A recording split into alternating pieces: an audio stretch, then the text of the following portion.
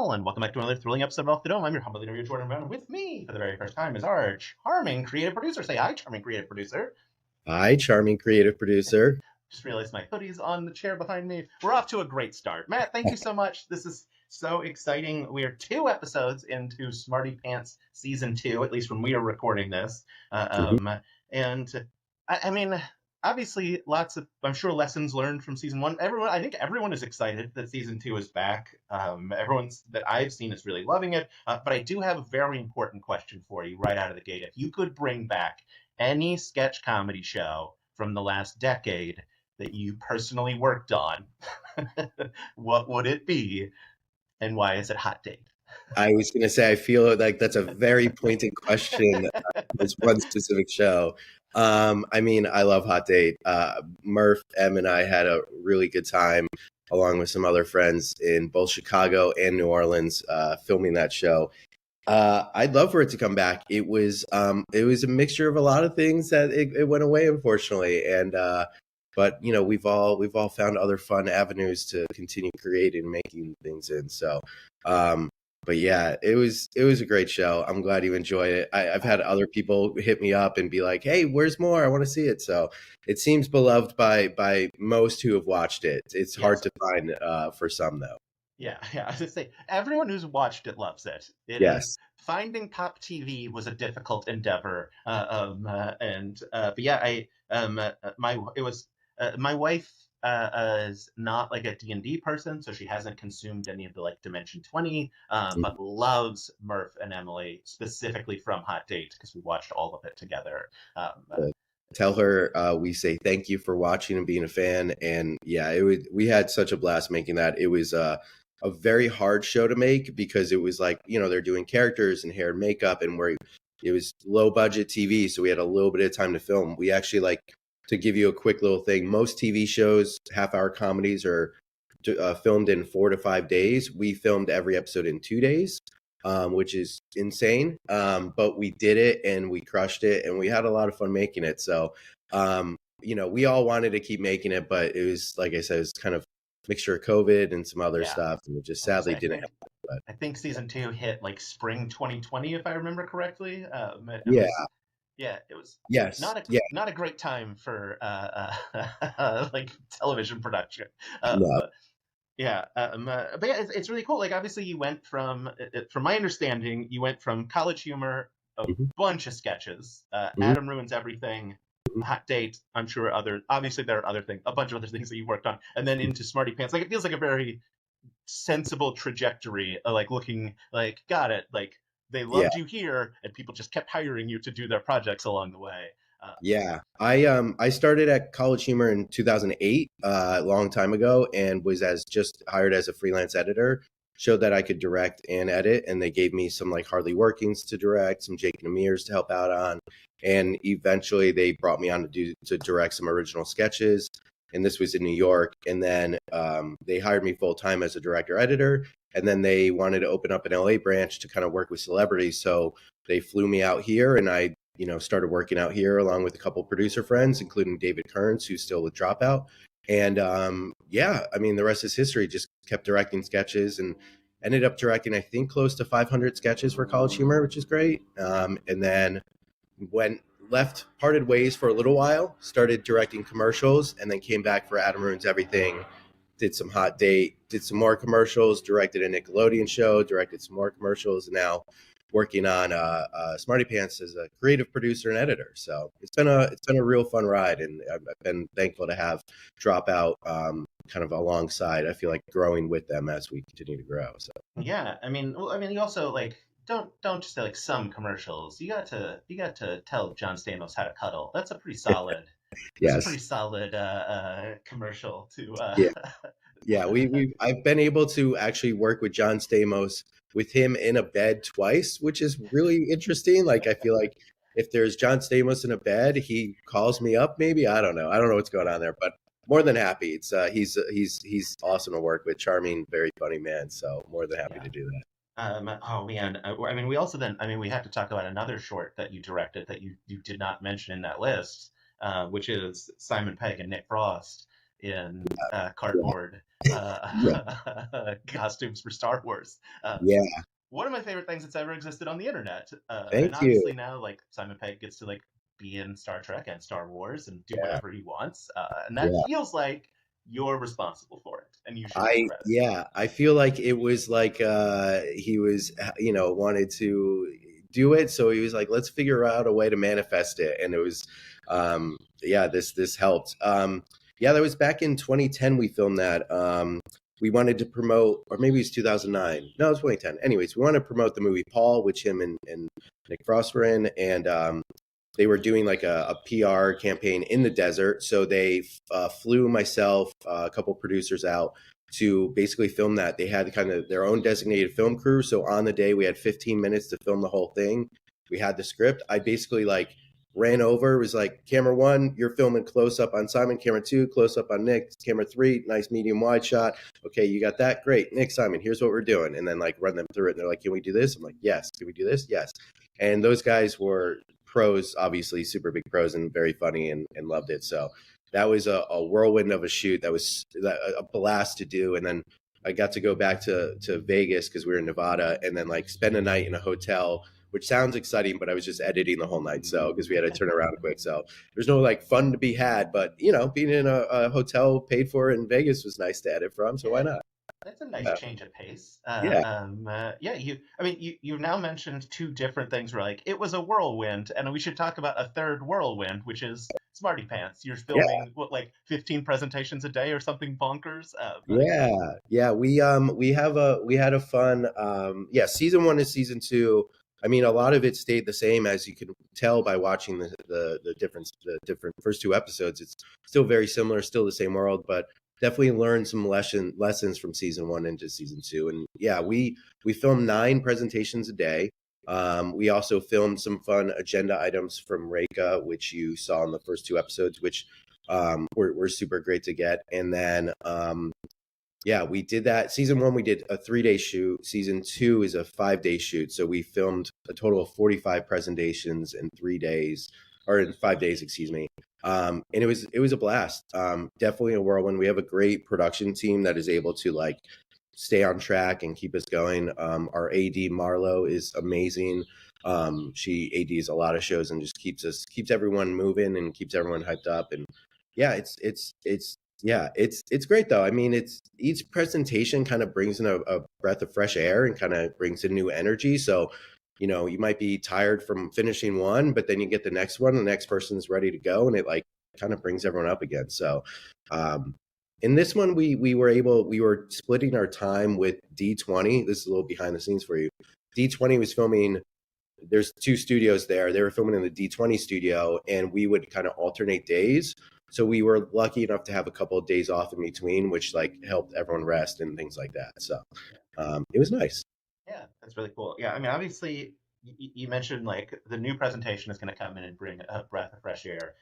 I can't imagine there are many more presentations that like we are going to see that bring in more air to the studio than Jeremy Culhane's absolute mania, I think is the right word to use for it. True, Yeah. like I got to talk to Rekha before the season came out. We were Mhm. talking about her movie that she was running the Kickstarter for, Mhm. and I mentioned, I was like, hey, like, because I talked to a bunch of people before season one started, and everybody was like, Katie, Paul, Teo, the 3 wildest things I've ever seen. Yeah. And I was like, okay. And then, like, obviously, I saw that season, and I was like, I don't disagree with you. So I asked her, I was like, who should we be on the lookout for? And she said Jeremy and Demi were her 2 that she like had off the top of her head. But Yes. can you just walk me through the Jeremy presentation? Like, obviously there were lighting cues, which is obviously different from season one. There was considerable more movement from the presenter, and wardrobe had to be considered. Yeah. Strangely enough, wardrobe was not considered. He told us he was doing that, so we knew, but we didn't know exactly how it was going to look. And then it happened the way it happened, where he just had this tail going. It was like, this is great. And there was even a question of like, should we fix that before going into the Q&A? And it was like, no, like leave it. This is amazing. Like, please. But yeah, we were able to do a couple things from season 1 to season 2. I worked with Phil, our DP, and like, hey, can we do some lighting gags? So we figure out a way to like basically like boost the production value just a little bit where it feels very much of the same world, but we're just elevating slightly. And I feel like a lot of the Dropout shows have done that. Game Changer being a good example of like you could see kind of the elevation as it goes season over season. And I was trying to do something like that with Smartypants, is like, let's elevate it a little bit at a time. And that way we could see kind of what fun things we can do. And Jeremy wanted to do a gag for his sicko mode. And we were like, okay, what does sicko mode look like? And it was like clear, like, okay, big, bright, poppy lights going, and then like really hard, crazy dubstep type kind of electronic music going at the same time. And then on the day, it was a matter of like saying to the presenters, which we always say is like, you could use the space a little bit. Here are kind of the dead zones where you shouldn't land because cameras won't get you or we'll see too much behind the scenes. But feel free. And he did that kind of run around the room, which was great. And yeah, he filmed his second to last in the day. And so I don't know how he had the energy still to do it, but it was great. And then there was more to the booger moment that happened. I have that written. I was like, you left in a lot of booger. Yeah, there was more booger, not that much more where it's like, oh, we really missed out. There's just a couple funny quips from Jeremy that I was sad to have to cut out, but ultimately, you can't stay with that for too long because it's one, gross, but two, also like that's not the point of why we're here. But just a funny, happy accident that came from it, and just added to the already chaotic presentation he brought in, which was just awesome. It was really fun. Yeah, I know someone is currently typing "release the booger cut" into the comments. Oh yeah, not up to you, I'm sure. No, I think on one of the many Discords that exist where they do live watches and chats, I think I actually said "release the booger cut." Like I definitely like started that with Katie's egg, the raw footage of Katie's. Yes. I was like trying to push that as like its own little special. So maybe it's me, pushing behind the scenes a little bit of like trying to get that going on my own. There's really, to be fair though, there's really not that much we cut out from the booger, and so you'd be disappointed if it had all that hype. But I'm just really excited you left it in, because it feels like the kind of thing that in, I would say, most shows would get cut out, because the person presenting would be like, hey man, could you cut out that part where I had a giant booger hanging out of my nose? That's fair. Yeah, we never fully asked. I think we did ask Jeremy like, hey, is it okay or not? And he was like, yeah, whatever. And then leading up to the release of the episode, Jeremy didn't know if we had cut it or not. And he was like, one of the craziest things happened. I don't know if it's in or not. We'll see. And I was like, I DM'd him on the side. I was like, oh, it's definitely in. But he was okay with it. And I would say like if it happened during someone else's presentation, if it just happened randomly, we would 100% cut it. But because of the chaos that was already happening, it like just added to it rather than like being a weird, like what is happening? It was just like, oh, this is just another thing and another thing. So it felt necessary to keep in. And I'm glad we did too, because there's a world where you could definitely cut around it. But it just, to me, it only is a benefit. It was a beautiful, like period 2 sicko mode. Yes. Just like, that feels like what happens at the end of sicko mode. That feels accurate. Go ahead. I was going to say, his to me is definitely like the most chaotic, but there are many other fun ones that have energy. I don't think they match the chaos of his. So, yeah. I mean, it would be hard to get people as mad as Teo got people last year.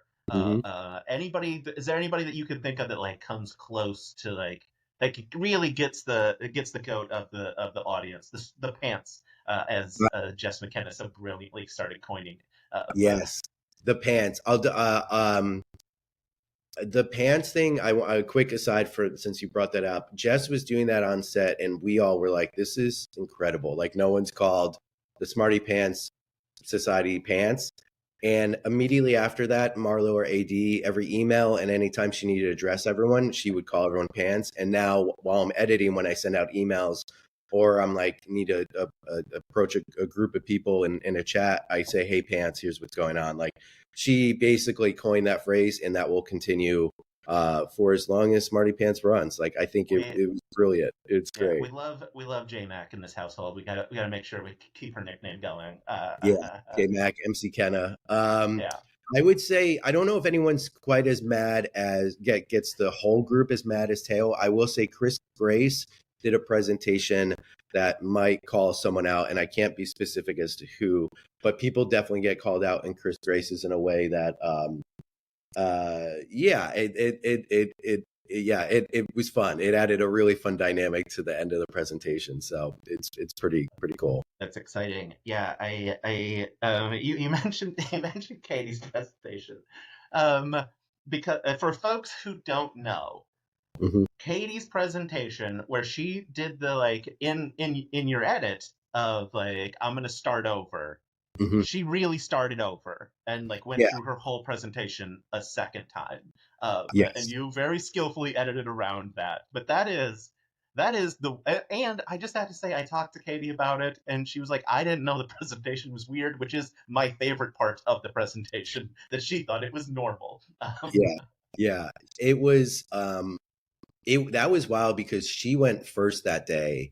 And so that was season one. So season one was interesting because obviously we filmed the first presentation. We're like, will this work? Will this not? Like really seeing how it unfolds. And we started with Raph, who did a great job with the moon presentation, blowing up the moon. And the energy in the room just like kind of crept up. It started strong with him and then just kept going up. And then season two, like picked up episode or day two picked up where day one left off and then kept going up. And then day three picked up. Basically, went from we filmed Paul's presentation with the Splurm last on day two, and then a presentation from Katie was first of day three. So even though there was like an 8 hour sleep in between, that like from that to that is like perfect, and it just kept going. It was this weird like trajectory of everyone just like constantly like building on itself. So it was super fun. And yeah, I talked to Katie too because it was like yours was the longest, and I was trying to figure out how to cut it, and I think she was like, I feel bad. I think I like offended her a little bit because she was like, "What does that mean?" I was like, "No, it's great because it's so funny and it's so good. It's like I don't know how to trim this down to get this to like the 10-minute little nugget that we need it to be without losing too much." And thankfully, we're able to find a way, and ultimately, release something that everyone loves as much as we do. So it was a journey to say the least, but like the best journey possible. Yeah, I love one of the other things I love is that, like Katie was on Game Changer, the episode with the they were looking at people's search histories, and she had like a hard boil an egg or something in her search history, completely unrelated to the Smarty Pants Yeah, presentation. yeah, yeah, Just yeah. just genuinely loves eggs. There's a lore of Katie with eggs that is not at all like fabricated or like put. It's just like apparently that's just true, which is great. Yeah. It's really funny. Yeah. Oh man, that's so good. Yeah, obviously you talked about like moving from season one to season two. One of the big lessons, of course, is moving Rekha's chair, because everyone on the internet was asking the same question. Obviously, like you, Rekha, everyone in the room knew where her chair was. Hmm. Was that a thing? I have to imagine that was a thing when you saw it as people were commenting. You're like, oh, yeah, we didn't catch that one at all. That was going to be a problem. Yeah, it's interesting because like and I know this has been said before on your show with Reika and other people, but most dropout shows are Presidium style where it's like host is here and guests are here, and it's like you could film it in a way where it's like the eye line is always where everyone is in the room because it's very straightforward, and you could get a nice wide shot that shows everyone together. With Smarty Pants, because we have it being a four-wall set, you can't really do a wide shot where you see everyone in the room together. The presenter is always going to be off to the side. And because you can't have a camera directly behind the presenter, you can't really show the whole group that's watching them either. You could probably get away with it a little bit, but it's kind of hard to manage. So, a couple reasons we were able to bring Reika's chair in. One is because, yes, people were like, where is she in the room? I don't know. And it was for me, it was like, of course she's there. And it was like, I get why people are confused because also eye lines are a little bit tough because we're filming from both directions. But the other thing is we brought two more cameras into season two than we had from season one. And what that allowed us to do is film two wider shots of our groups from two different angles. And that meant that there's no chance we were going to miss someone's a comment, a reaction, or things like that. And once we did that, we're like, let's bring Rekha's chair into this shot so that we can see her in this one shot with the group so everyone knows where she is in the room. And essentially, season 1, she's in the same place she is in season 2, just pushed up against the wall there. And the other thing that I wanted to bring up was season 1, we filmed with 5 cameras, 2 on a presenter, 1 always on Rekha because she's the host. And then the other 2 are just roaming around the room getting reactions. So Paul and I would be behind the scenes writing down comments of people who would say something that we wouldn't get on camera. And then we'd have to go back and refilm those comments. And oftentimes it didn't work out. And it's just like we either had to cut them or just let it be off camera. So that's why we brought those 2 extra cameras in, which is great. And works out well because then we don't miss anything. But also as an editor, I now have 2 more cameras I got to think about when I'm editing, which adds to the workload, which is fine because it makes the show better. Yeah. Are there other like lessons that jump out to you? I mean, obviously, like you guys expanded the sort of the secret society aspect of things. Like you said, you are filming the orders of business at the top of the show. Other things that like jump out to you that like we learned this shooting or just from people seeing season 1 that we brought into season 2.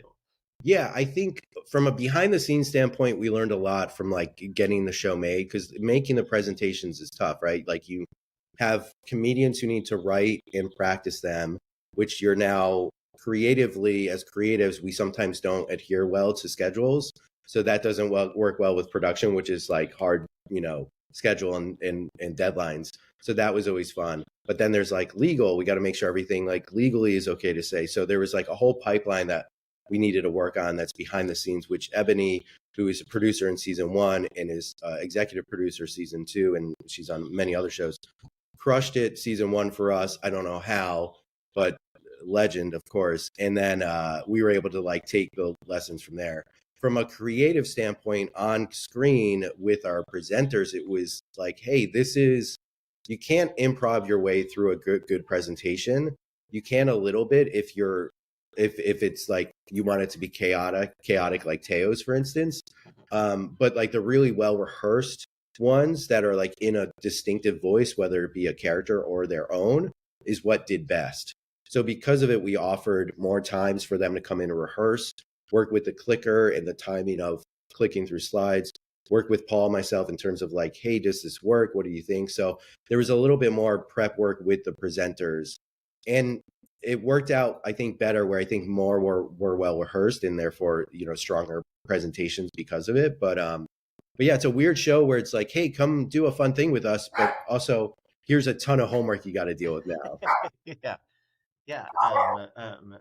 I'm curious, like how much your role is in terms of like people bringing ideas. I know like there's like obviously like I think Paul told me in season 1 Demi's first idea was like here are the like cartoon characters who can say the N-word, and he was like, what if we don't do a whole presentation on that?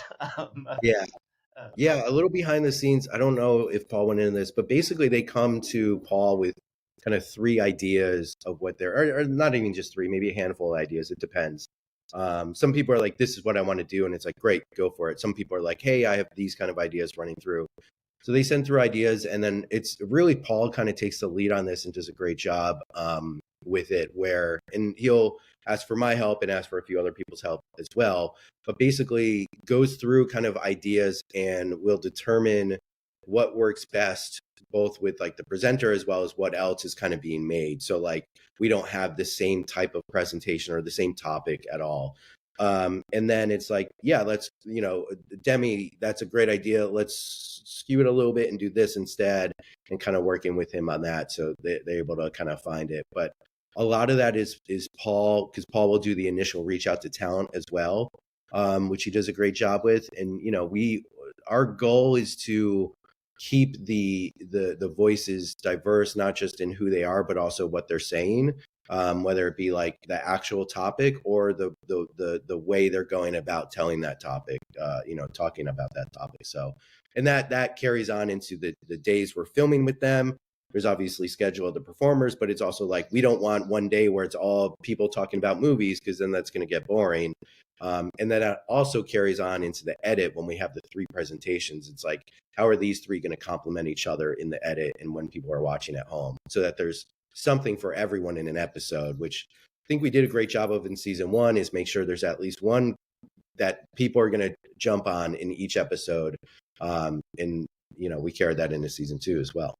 Yeah, as I say, like how is that editing process for you of like figuring out you have these 9 presentations that you filmed, you said 45 total. Mhm. Obviously you're trying to, well, not trying, you keep them sort of elastic with like the like every presentation from one particular day for per episode. Yeah. But like like you've got several days worth of different audience members. How do you like how do you categorize I guess what presentations should go together? It's kind of figured out on the day. Like, you're kind of seeing everything as they unfold. Like, this kind of happened naturally from season 1 into season 2, where we like to kind of, it worked out. We're doing it this season. I think it's working out well. We're kind of ending each episode on either something that is a presentation that is like really off the rails crazy with Jeremy's, or just has a little bit more to it. There's a little bit more going on, like for instance with Becca's. And I think that's worked out well. So Paul and I usually sit there, like we would start our mornings, we would sit there and kind of write notes on the day before or a couple days before if we had a break, and kind of write down a little bit of like a list of what we thought the order could be. And we kind of looked at each other and agreed. And then ultimately, like Paul went in and was like, okay, let's start with this order of like these 3 together, then these 3. And, I started editing it, and we see what works and what doesn't. If we need to move, we've done it. Season 1, we did it differently. We had less presentations.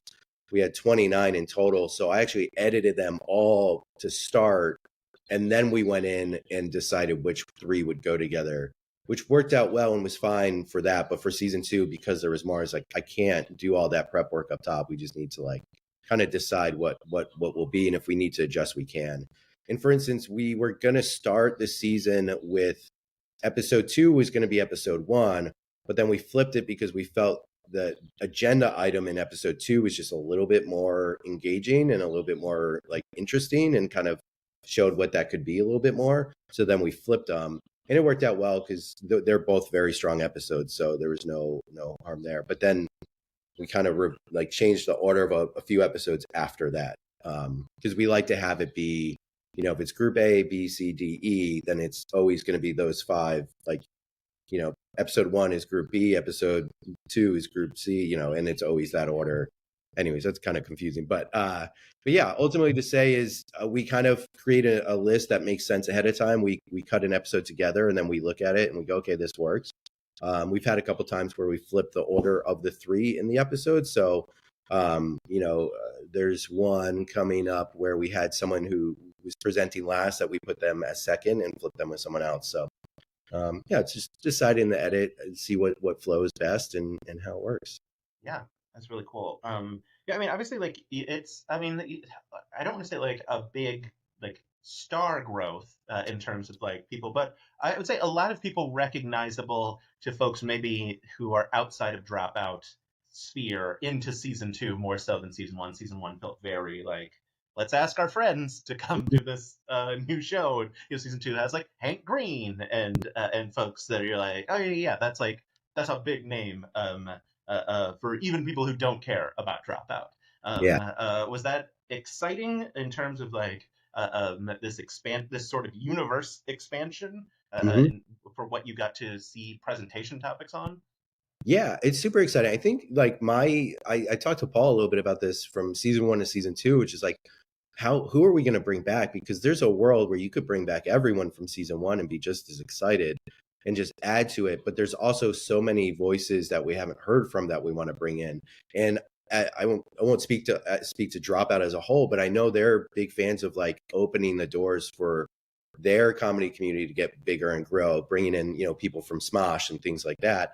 And so this to me is a great show where we can do that, where we could bring in like a Hank Green, who obviously did the Dropout Presents special, but also like hasn't been on any other shows, or a Cameron Esposito who has a stand-up special with Dropout Presents coming up, and like, let's bring them into this. That could be really fun. Or even Max Burkholder, I think is his last name, who's on TED on Peacock. You know, I mean, there's worlds where you could bring in kind of more people that exist outside our normal kind of bubble. But we also need to do that in a way where the room itself still has that cohesion and that fun and that like everything. So we can't just have a bunch of people who don't know each other. It's like we could kind of sprinkle it in. So it's super exciting. It makes me excited for hopefully people continue to like the show and watch it. We can continue to do that. And it allows it allows Smarty Pants to grow, you know, the society, but also Dropout as a whole. It's a great kind of, I'm going to say easy way to come into the world, but it's definitely another door that's open for people who are maybe outside the Dropout sphere to kind of come in and get into the mix, which is great.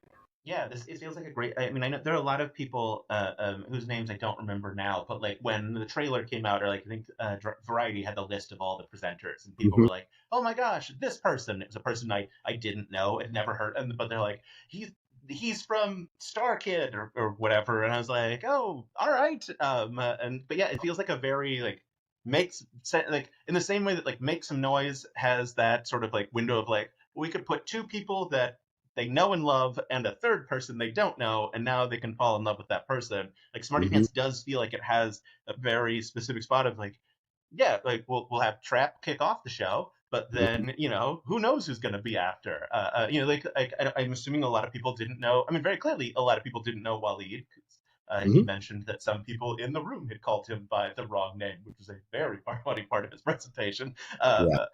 But yeah, it's really cool to see that like that growth, and then yeah, in theory, like that expansion of like, oh, now they could be on Game Changer. Not saying that like Yeah. Game I Changer mean, is the pinnacle of Dropout, but it feels like yeah. much more like tightly knit, tightly held casting secrets, I suppose. Yeah.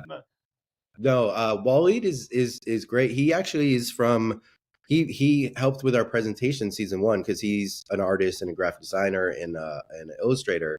So he did some help with us on season one and on season two. He not just made his own presentation and presented in the room, but also helped create a lot of other presentations for the other cast, the rest of the cast.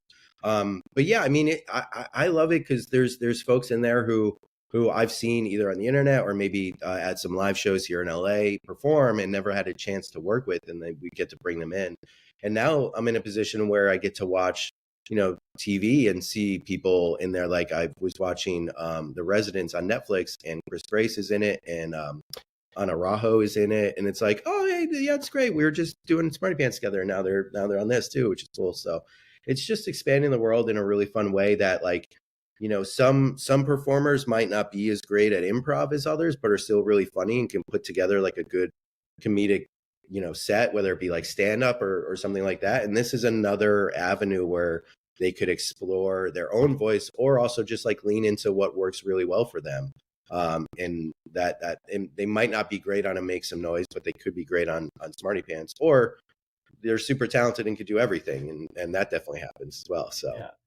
Yeah. Oh man, that's so fun. All right. Well, let's say Smarty Pants gets a season three. I'm not going to try and get that information if you know out of you or not. But let's say are there people like dream guests that you're like, oh man, I bet this person would do a really great presentation. yeah, I would love to grab them. it's funny because that's such a question that I was like, I think at one point when you after you asked me to do this, I was like, I bet he's going to ask this, and I should have prepared an answer. I did not. Um, I'll say this, and this is kind of a cop out a little bit, but I I'll do. change the question. Yeah, yeah, Anybody you want to bring back yeah. So from that's where I was going seasons to go one and two? next. I do want to see Ross Bryant do another one. I thought he crushed it. I would like to see a follow up from Ryan Creamer to see if he ever got his degree, honorary degree. Um, but no, I mean, there's a ton of people. I also think this is a show where we could do some like cameos and stuff. I always had the idea of like it'd be funny to do a presentation and halfway through the presenter like pretends to feel sick or has to leave, and then someone else steps in and it's like a big guest star. Yeah, Like, you Bryan know, I Cranston comes walking yeah, out to yeah, yeah. tag out to do sicko mode instead of Jeremy. Yeah, yeah, exactly. It's like, oh god, I don't feel good. Can I get a set medic? And someone walks in, and it's like, I got to go to the bathroom, and leaves, and all of a sudden the set medic turns, and it's Bryan Cranston, or it's like Tony Hale or something. Like yeah, to me, that's a fun thing that could happen. I think definitely would fit in our world. But no, I mean, I think it's a place. I think the show's like good enough that like it's like season one we filmed with Paul F. Tompkins, who's a legend in the comedy space, and I've been lucky enough to work with before. And it was very much like a let's make sure it's as easy as possible for him and blah blah blah. And we were like, if at any point he needs to leave, it's okay. We'll figure it out. And he was just like, no, this I'm having like one of the most enjoyable days of my life here. Like I wouldn't want to leave. So that's the thing I think is great is that Dropout as a whole, and we on Smartypants is always trying to make our sets super loose, super fun, make sure everyone's well taken care of. And because of it, people have a good time on them and want to come and hang out with us and film. So we do that on Smartypants, and I think the cast list will continue to grow, and some more names will come in as we go along. But we do have the hard job of also trying to like find ways to bring in more people, which means not bringing as many people back. I mean, like I said, you could have brought the whole cast from season one back and it still would have been good, but you want to open up to more people. So it's a fun little balancing act, which Paul has been able to play really well. So Yeah, I have to imagine like one of the best things that can happen is someone is like, I'm actually shooting. I can't come in and work, and you're like, oh, we don't have to disappoint and like choose one or the other. yeah, That person just can be off our list and we can move forward. that was one lesson we learned. So season one, I think we had, I forget what happened. Season one, there were two presenters. One presenter got sick with COVID. I think it was actually Ana Rajo, who was supposed to be in season one. And she came down and tested before filming and then tested positive for COVID. So she had to go home. So that's why we end up with 29 presentations and not 30. So it kind of changed things. But that also allowed us to go, wait a minute, 9 presentations per day makes perfect sense because we're doing 3 in an episode. But someone else had to back out like a few days before, and that's how Rekha Ishii actually came on. They were, thankfully enough, like they jumped on it and had fun with making a presentation that like worked really well for them. And yeah, we were able to make that work. And so this season we actually had some people on standby. It was like, hey, create a presentation, be prepared. You might have to come in day of, or we might be able to give you a little bit of time, but we'll pay you for your work and everything. And if we don't use you, then we could bring you back for, a season 3 if there is one. And thankfully a handful of people were game for doing that. One of which is David Kearns, who's CEO and EP at Dropout, who is now has a presentation in the show and super funny and good. And he was great as an audience member too. So it worked out really well. So there is that level of like, oh, this person can't do it. Okay, well, I guess we'll fill someone else in. And we were able to make that work this season, which is great. So another lesson learned from season 1 to season 2. Yeah, that's really smart. Also, I love that Rekha jumped in at the last minute and was like, my presentation that I've been thinking about for my entire life, the United States federal government should buy me a Gundam. I'm ready to go. Ready to go. It was pretty wild. It worked out really well, to say the least. And yeah, it was a really fun presentation. And I'm very happy to see how many people, like, I've seen people comment, like, if I gave a presentation, it would be a presentation on why Rekha deserves their own Gundam. And I'm like, that's great. Yeah. Love it. Yeah. Oh, that's very fun. Is there something that stands out to you that like a thing you learned from one of these presentations, like a vegetables aren't real kind of thing that like has stuck with you? Obviously, if it's something coming up, we can't. I mean, I guess you could. You probably shouldn't tell me what it is. No, I gotcha. The vegetables aren't real is great. I mean, there are a lot of those. I do think Jess McKenna's food captain to me was something where it's like just a brilliant idea that I have. Anytime I've gone out with friends, I've brought it up. Anytime I've like ordered in with friends, I've brought it up. To me, that was great. There's some interesting ones. I learned a lot about Sam Reich's relationship with his wife, Elaine, through Elaine's presentation. There's a lot we'll all learn about in a very funny, great way. Yeah. There's definitely some good ones. I'm like looking through a list of names and what's jumping out. I learned a little bit of myself. Mono has one that's about timeliness of things, showing up on time, and I learned about how my ways might affect other people. So That was Oh, good. But no, yeah, you learned there's how to make nunchucks out of phones and duct tape in truly the yeah, most impressive fashion I've ever seen. I I did, and I posted this on my Instagram in a story. I now am at home, and anytime I hear a weird noise, I think about Becca's presentation because I think like, oh, do I have to go full, nuts mode and just run in and just jump on someone? And if I do, I know I can do it because I've thought about it before. So, Yeah. her presentation has definitely stuck with me in the most stressful of times, which is Yeah. nice. Yeah, yeah. I'll say my wife and I were out to dinner. I don't after the first episode, because or I guess second episode. I'm sorry, because Mhm. we had a conversation where my wife ordered something that she didn't care for, and she was like, "I should have let you order. You should be the food captain." Mhm. And I was like, I think our relationship has changed forever moving forward, which is very Yeah. fun.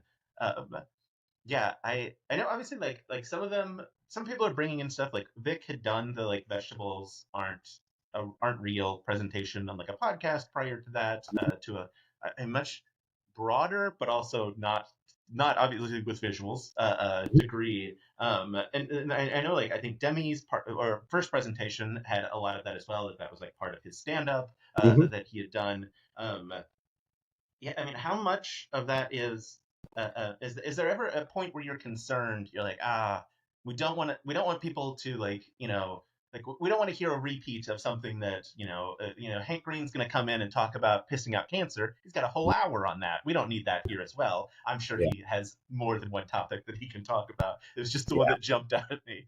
No, I think that's Uh, fair. Yeah, I get that. Yeah, like we don't want to repeat ourselves over and over again. And I mean, I think with Demi's, his was he did stand up with that before, but not he hasn't. He had a show where he did that where not enough people have seen it. Not as many people had seen it who should see it because he's wildly talented and very funny. So that felt like a safe place. It's also a new device in how to tell this story, whatever it may be. So having the presentation, the slideshow there brings a different dynamic. So Vic may have talked about it in a podcast, but they are now doing it with some visual guidelines, which is nice. And I don't think that's I think that's okay for the most part, and I'm okay with that. I say sometimes that like Smarty Pants is a little bit of a stand up routine because should be rehearsed and it's you up there alone. So it does have that kind of feel. So I'm okay with that as long as it's like you said, it's not that, or it's not someone just if we had a big person like and this is by no means happening at all, but like if Jim Gaffigan came out of the show and just did his hour stand up he just did for Hulu, it would be like, all right, well that's not going to work here. Like we need yeah, something new. So yeah. If he um came in and was like, my presentation is on the weight loss pills, and you're like, yeah, yeah, you you did just this. did that and it's Yeah, great, but we yeah, can't do that again. But it's also like if it's with Demi, he actually had a whole other idea first that he wanted to do, which was along the lines of changing a monetary system to kindness, which is like, hey, let's get rid of money and let's have everything paid through kindness. And I love that idea just as someone who, like Brennan, is anti capitalist to a certain extent. I was like, yeah, let's do that. I want to know what that looks like. But he was like, that's way too much work. And like, can I do this instead? And then Paul was like, yeah, let's just change it slightly. So if it allows someone talented and funny to come into our world and play with us, and it hasn't been seen a million times, then let's do it. Yeah. yeah. It's super fun. I don't. We're approaching the hour. And it would be criminal if I didn't ask you. I know you want to direct a feature film. Hmm. At some point, we talked about like your directing of Hot Ones, Adam Ruins Everything, sketch comedy, commercials. What's do you want to? Can you talk about your feature film thoughts, plans? Are you gonna go the Izzy and Rekha routes of like throwing a Kickstarter out there to make it happen? Because apparently, look, you get Dropout fans behind it. Apparently, you're good to go. Is the Yeah. lesson that seems to be the case. Yeah. I'm not gonna throw myself in the world of Izzy and Reka and claim to have the same reach that they do. They are very, very talented on their own right and have a really big reach, as they should, because they're great people. And it's just I love to see the support they're able to get. I don't know if I could get that much support. I might go down more traditional avenues, but I've thought about it. Um, it's something I want to do. It's tough. Sorry, I feel like there's a weed whacker going and it's loud. I don't know if it is, but glad it's I not. can't hear it, so Great. Yeah, there's definitely the desire. I've always wanted to do it since I was a kid. In high school, my friends and I had a really bad cable public access show that was on TV, and we made a movie at the end of the year. And it was fun. We were exporting as we were like walking down the aisle graduating, so it was like kind of like really beautiful and symbolic and amazing. But beyond that, I have not made a feature yet, and I think that's the hard part is just like when you do your first, it's like breaking a seal a little bit. Like if you haven't done it, like the more years go on, the more pressure I feel to do one and make one, and the more pressure it feels like it has to be good, which is really stressful and hard.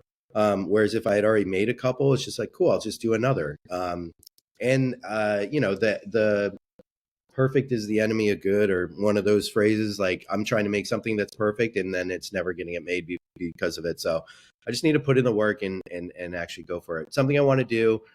If I were to, you definitely see familiar faces in it as both the cast and people who are making it. Like there'd be a lot of people from Dropout who I'd want in there. And you know, my ideas range from like some indie comedy drama to like big fun action adventure, you know. So we'll see ultimately what I'm able to do, but eventually down the line, you know, I'll make something and you'll know about it for sure. It's so fun. Well, obviously, like you should get Laser Weber, I believe is his last name. Laser's great at organizing Kickstarters. He organized both Izzy and Rekha's, and I think maybe Becca Scott's Blood on the Clock Yeah. Tower. I'm not sure if he was involved in that, but anyway, a fantastic comedian as well. Yeah, it's always one of those things that like it feels very fun. Like Izzy is making this movie, has cast a bunch of people that are Dropout folks. Like Grant and Allie made a movie, had a bunch of Dropout folks. Rekha's making a movie, got a bunch of Dropout folks. It's like you said, you know, like you went from sketches to Adam Ruins Everything to Hot Date to now into this creative producer role on Smarty Pants. It feels like once you're in that circle, it's as long as you're good at what you do, which also feels like a prerequisite to get in the circle. It feels like it's a thing that's like, all right, yeah, we want to work with you forever, which Yeah. I seems think good. no, and that's definitely true. That's something that like back to when I started back in '08 at College Humor is always the thing of like we called it, for a lack of a better phrase, we called it a good hang, which is like, yeah, you need to be good at your job, otherwise we're not going to hire you. But also like you need to be a good person, you know, like we want to work with people who, you know, are good hangs we could spend time with and enjoy company of. And you know, the comedy community in LA and New York and throughout is a lot smaller than people think. So we all know each other, not just because we admire each other, but also are performing together and hanging out together. Like we are all friends. And I don't, it's hard to say, but like, you know, sometimes you work on a project and, you know, I've been lucky enough to, you know, direct commercials in the UK and all over the world and work with new crew and new cast. And it goes great and it's awesome. But there's also something about like just working with your friends, and not to say like you're still working with the best of the best. It's not just like, you know, oh, we're just going to work with our friends, it's going to be fine. But it's like we're lucky enough to have our friends be really talented people as well. And it helps the vibes on set, which ultimately helps the end product. So, you know, I've had situations at College Humor where we've worked with a celebrity who is not enjoyable to work with, and it made everything really tense. And we, you know, sometimes would release the video and it would do okay, and sometimes it wouldn't. Or we didn't release the video and it was just like, oh, I don't want to do that. Like I don't, just because they're a big name, that's great. But like if they're gonna ruin my day, which then turns into ruining my week and turns into ruining my year, like why would I want that on my set when I could hire someone who's just as talented and funny that I also happen to hang out with and probably even lived with at one point. You know what I mean? So like, why not? Yeah. Yeah. Oh, that's wonderful. All right, if you get in front, so let's say season three happens. Mhm. Season three's happening. It has to happen. The internet loves the show, and it's such a great fit for Dropout. Like it makes sense. Every bit of it is like, oh yeah, yeah. We should have a show like this, and Dropout makes sense to produce it. Yeah. But let's say you get in front of the camera. What's your presentation on? I had two ideas. One was recent I had, and it was a way to do something Teo like, which is a March Madness bracket of stuff. So you take the bracket, which like anyone in sports knows what it is, but even people who aren't in sports knows what it is, and you just do it of different things, and you figure out a way. I have to figure out how to pair them. But what it does is it immediately gives like this versus this, which now you're dividing the room. You're going to create chaos. People at home are going to get angry. It's going to get everyone invested, and I think that would be a really fun way to go about. The other idea I kind of alluded to earlier, I think I was talking to John Gabers in season 1 and talking to Sam Reich about this, which is I would start the presentation of how to perform the perfect Smarty Pants presentation. And it would be like a step-by-step guide into like making a great presentation. But like I would then like feel ill and it would change the slide and I would be like, does anyone have a Tums? And on the slide would be like, does anyone have a Tums? And I'd be like, hey, I'm not feeling well. Does anyone have a Tums?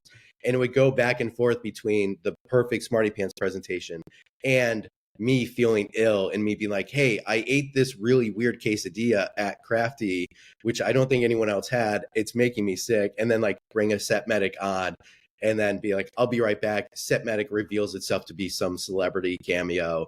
They go on for a little bit and just like find fun ways to like just kind of change up the game a little bit. Because what I love about it is, and other dropout shows have done this, is like there's a way to take our format and kind of like just push the boundaries a little bit, which we're starting to see in this season. Obviously, Jeremy running around with the lights and things like that, but like just like we're just telling a story and we're using the presentation as a way to do that. So what other stories can we tell and how can we use this world to do it?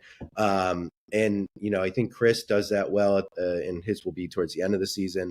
And I think there's fun ways to do that, and that would be another way of like, oh, let's just kind of spin it on its head a little bit and have fun. So those are like two kind of ideas I've thought about. I will not be performing anytime soon. Sad to say, I like to be behind the camera. I'm not as talented as everyone else is. But also like when Paul's on set filming, it's great, but it definitely adds a little bit of pressure on him to be present on set, like performing, but also in the back of his head, always be EP showrunner. So he loves being a part of the show and loves being on it, but he definitely always feels super stressed on those days, which I feel for him a little bit, for sure. So I wouldn't want to take that on either, but maybe one day I will, and I'll eat my words. So much fun. Matt, thank you so much. This was so delightful. If folks want to follow so they can see you talk about some of these behind the scenes things, where can they find you on the internets? I'm on most socials as Matt Directs. So MattDirects. Easy first name and what I do, Matt Directs. And my website is mattdirects.com, where I post, what I've been working on. Not as often as I should, but Instagram, all those places, I'm on there and posting the stories and things like that. I've definitely taken a step back, as I feel like a lot of people have, just due to everything in the world. And, as my family grows, trying to be more present in the day. So I don't post as much as others, but with Smartypants, I have been posting a lot of this season to stories and being like, hey, this is my favorite, or like, this is a fun moment, like try to add a little bit of a behind the scenes element there. So feel free to follow me there. And yeah. Amazing. Yeah, I love whenever I see like a new story from you, because I'm like, it's gonna be about Smarty Pants and it's gonna be Yeah. something interesting. Yep. Not that you should only post those things, but you post that the most often, and I get excited about it. I do Matt, post that a lot. Yeah. yeah. Yeah. This was an absolute delight. Also, I don't know how to end an interview, so I'm just gonna hit stop recording.